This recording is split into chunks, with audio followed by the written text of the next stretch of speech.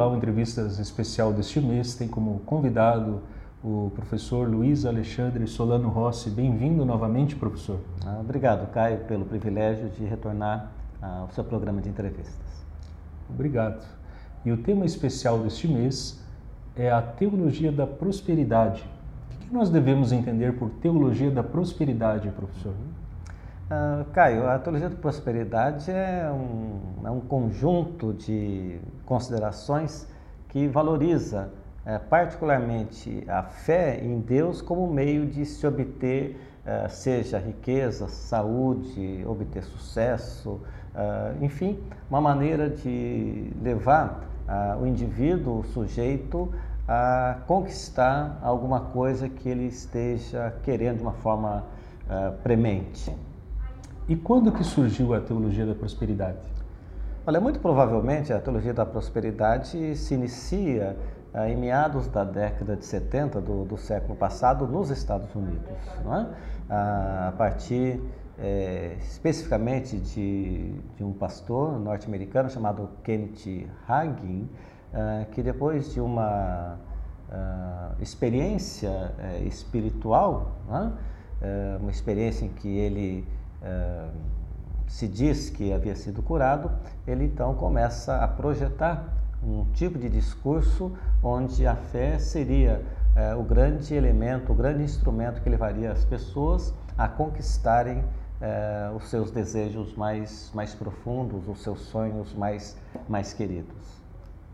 E aqui que o senhor atribui que algumas ou várias denominações religiosas trabalham, né, com foco na teologia da prosperidade e outras não ou nem tanto, dependendo do ponto de vista? Essa é uma pergunta bastante interessante, Caio, porque contemporaneamente nós temos vestígios, né, da teologia da prosperidade, o ensino dela, a pregação sobre ela, basicamente tanto no meio católico, né, quanto também na igreja protestante. Mas dentro desse circuito de igrejas católicas e protestantes, o discurso da teologia da prosperidade se insinua com muito mais intensidade no mundo católico a partir da RCC e nas igrejas protestantes, naquelas denominações que poderiam ser denominadas de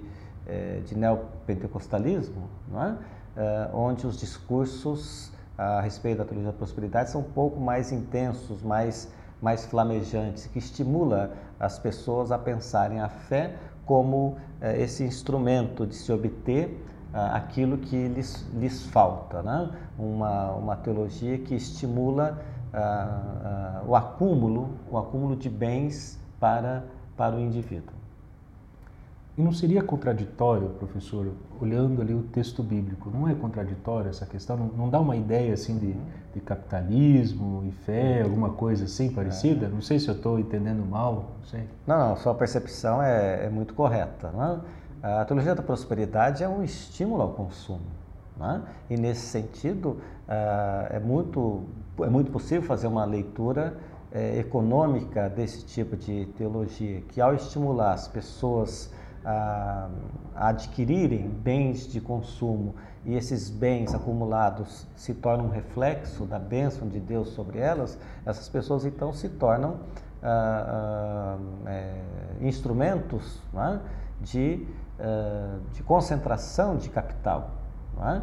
É claro que se nós olharmos para os textos bíblicos, tanto do Antigo quanto do Novo Testamento, nós não vamos encontrar qualquer nuance, qualquer vestígio que possa dar validade a esse tipo de teologia, não é? Todos os textos bíblicos que os autores ligados à teologia da prosperidade resgatam a fim de dar legitimidade aos seus discursos, são todos textos retirados dos seus contextos literários, sociais, políticos, econômicos, culturais e, portanto, são textos usados de forma fragmentária, né? Nenhum biblista, nenhuma pessoa com formação acadêmica de fato e que leve os textos bíblicos, Sagradas Escrituras e leia com critério, faria o tipo de interpretação que, ora, eles fazem, né? Tanto porque os textos bíblicos vão exatamente numa outra direção, né? Eu quero crer que os textos bíblicos nos ensinem muito mais a viver uma espiritualidade da partilha, ou ainda mais aquilo que eu chamo nos meus textos, né, de teologia do suficiente, do que viver a partir de uma teologia que leva as pessoas a acumularem como sinal da manifestação divina, né? E mais do que isso, nós encontramos tanto no Antigo Testamento quanto no Novo Testamento textos referenciais que constroem o itinerário, ou construíram o itinerário tanto do povo judeu quanto das comunidades originárias dos cristãos no primeiro século, textos que nos mostram que as comunidades devem ser formadas, construídas, e o ser humano dessas comunidades deve ser construído a partir das noções de solidariedade, de fraternidade, de compromisso com o outro, de fazer com que aquilo que ele tenha seja necessariamente partilhado com aquelas pessoas que não têm. E, particularmente no Novo Testamento, nós encontramos a figura do Jesus, a figura de Jesus, que é um sujeito histórico, né, de dimensão histórica, mas que faz profundo compromisso com aqueles homens e mulheres da sua época que viviam na periferia da Galileia. Nós não encontramos traços em Jesus que demonstrem que ele corria atrás do sucesso. Ao contrário, né? Ele assume uma perspectiva de vida que é própria à perspectiva daqueles que são ou que vivem na periferia da vida. São nesses espaços, né, da exclusão que Jesus se insere a fim de também fazer a crítica, né?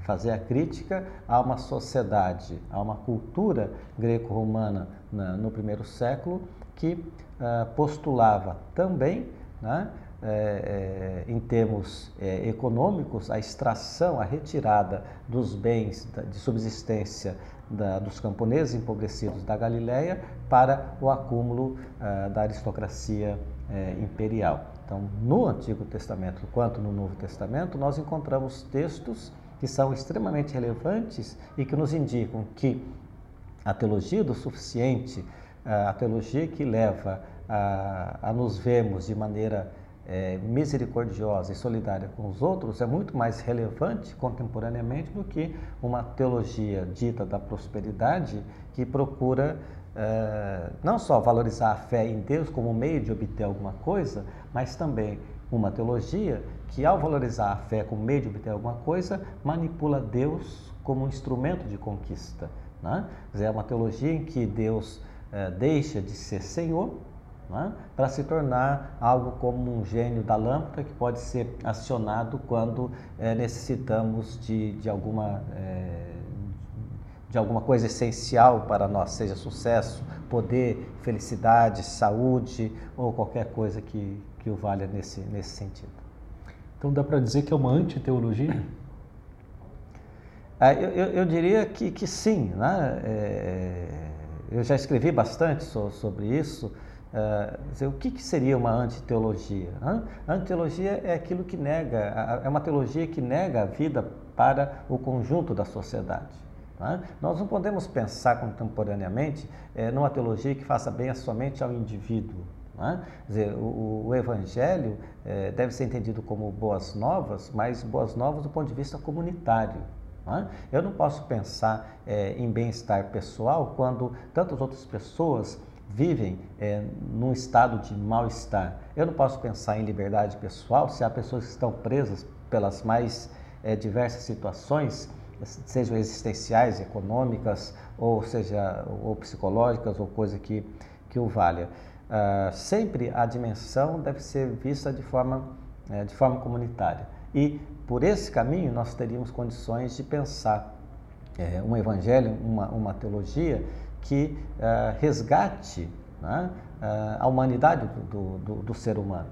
Né? Talvez essa seja das características mais essenciais que deveríamos recuperar na teologia, no modo de fazer teologia.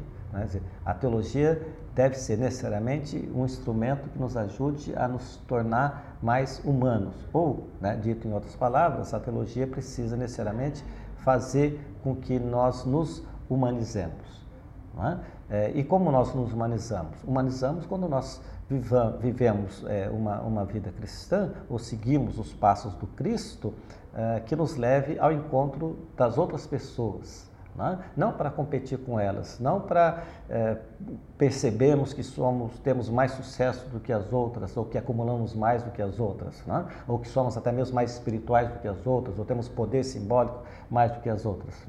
Mas, ao contrário disso, uma teologia que nos leve até o mundo das outras pessoas, para que nessa fusão de mundos, nessa fusão de horizontes, nós tenhamos condições de construir uma comunidade que é inclusiva. A teologia da prosperidade cria seres egoístas, indivíduos que preocupam-se preponderantemente consigo mesmos e, por conta disso, pensam a realidade como se fosse algo próprio do domínio dela.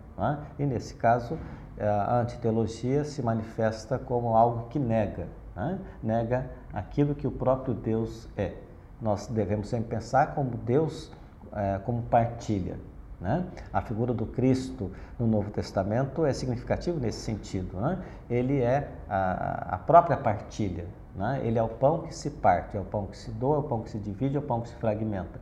A teologia da prosperidade procura justamente o contrário, é a construção do indivíduo que se nega a partilhar, ou seja, ele só vai se partilhar a partir do momento que ele conseguir o suficiente. Mas como os desejos são infinitos, ele nunca vai ter aquilo que é suficiente para poder partilhar. Então ele fica andando de um lado para o outro à procura das conquistas, daquilo que pode dar sentido à vida dele.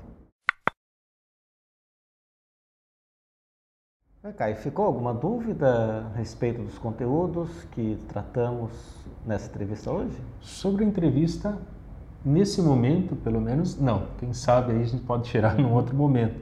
Mas eu tenho uma curiosidade. Recentemente o senhor lançou um artigo na revista Vida Pastoral. O que consiste esse artigo? Porque teve uma repercussão muito grande. Esse artigo, publicado na revista Vida Pastoral, da editora Paulus, tem como título A Bíblia Reinterpretada pela Teologia da Prosperidade, em que eu tento demonstrar, Caio, como é que os teóricos da Teologia da Prosperidade interpretam os textos bíblicos para tentar dar legitimidade às teorias infundadas, incabíveis deles.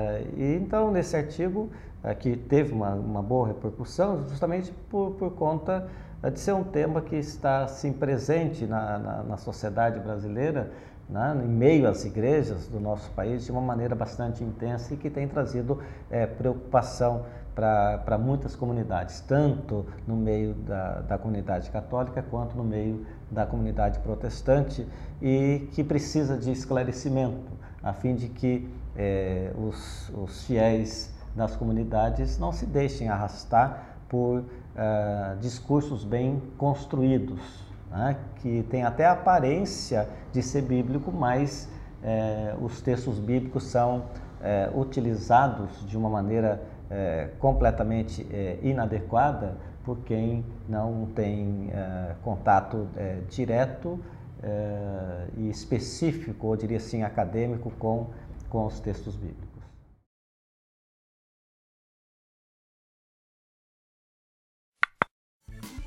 Se você gostou desse vídeo, clique em gostei logo abaixo dele e ajude-nos a divulgá-lo. Aproveito para te convidar para acompanhar as próximas entrevistas que serão publicadas neste canal. Para acompanhá-las, clique na palavra inscreva-se que você vê aí na tela. Até mais!